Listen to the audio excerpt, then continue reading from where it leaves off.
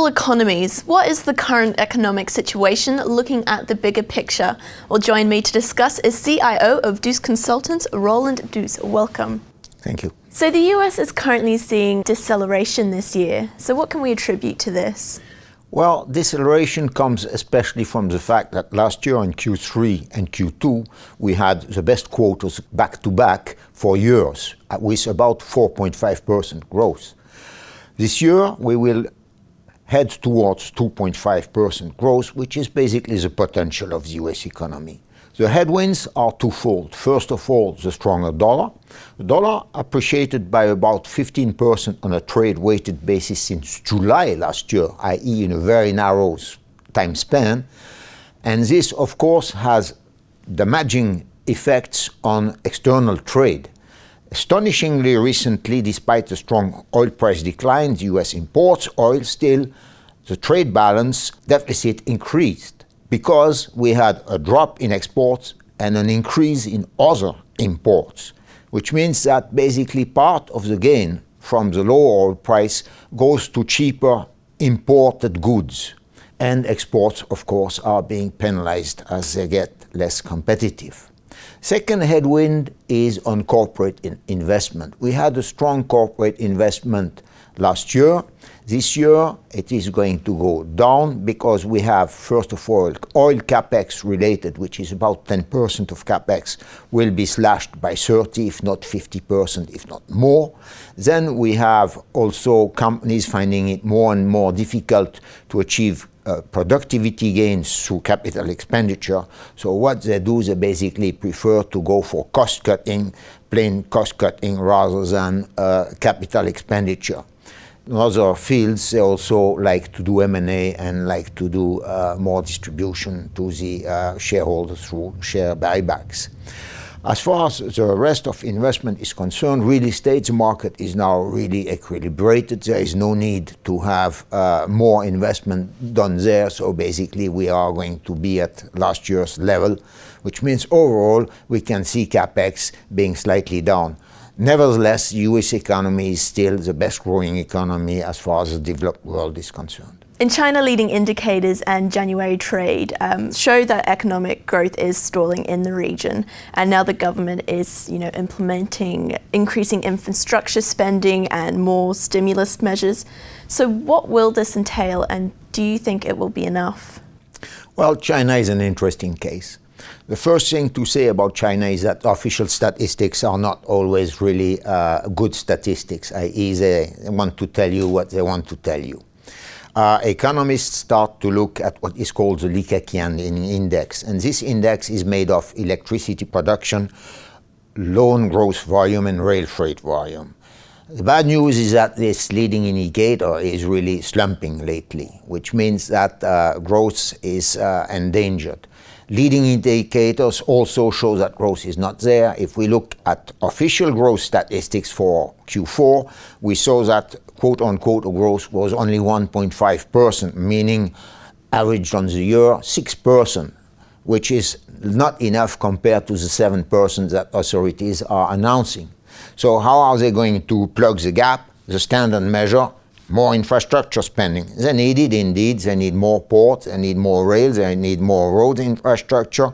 They have the money to do that, and they will bring forward several $100 billion of spending on that account. Second measure they take, more liberalization. They've done that last year, so this is ongoing and will keep being there. Then there is also measures from the monetary authorities. The first measure has been taken this year was a cut in the reserve requirement ratio of the banks.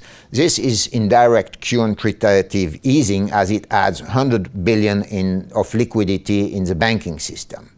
The next thing the central bank will do is decrease the key lending rate because she can do it. Inflation is now 0.8%, and that's no problem to do that.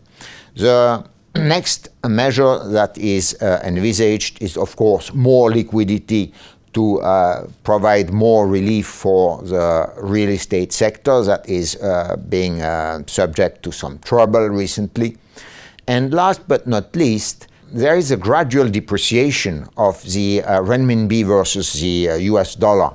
And this gradual depreciation will go on in order to foster exports. As you mentioned, the trade balance was drastically bad. Also, of course, there is also some seasonality in this statistic, so don't take it for granted. But nevertheless, we had a drop in export, but a sharp drop in imports, which was really the worst.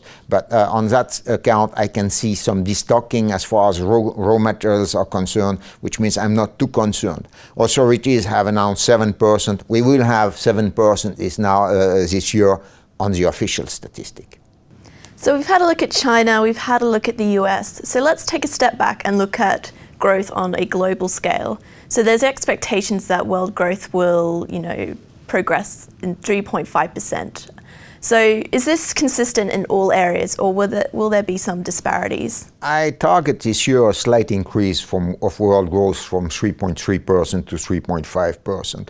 Main responsible for that is the drop in the oil price. Mind you, the old rule is $10 per barrel is 0.25% of world growth. So we had nevertheless 30 or if not $40 a barrel drop, which means something like 0.8 to 1% of added growth. The second thing is several emerging economies have done the right steps, like India. India is going to have a stronger growth this year than last year. They will be back again to close to 7%, which was not seen last year, which was at 5%. So we have progress there. China, as I mentioned, will do whatever it takes to get to 7% officially.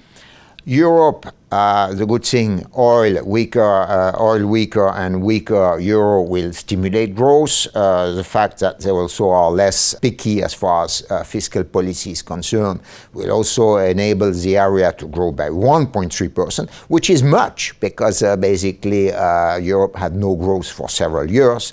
So we have some pickup in some areas. The US will decelerate a bit, but nevertheless, and most of the gain will come also from the other emerging economies. And I see globally growth going from 3.3 to 3.5%. But again, the main tribute is really oil price.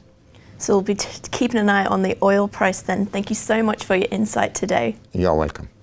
That's all from Roland and myself for now. Thanks for tuning in, and remember to keep clicking back to Dukascopy TV.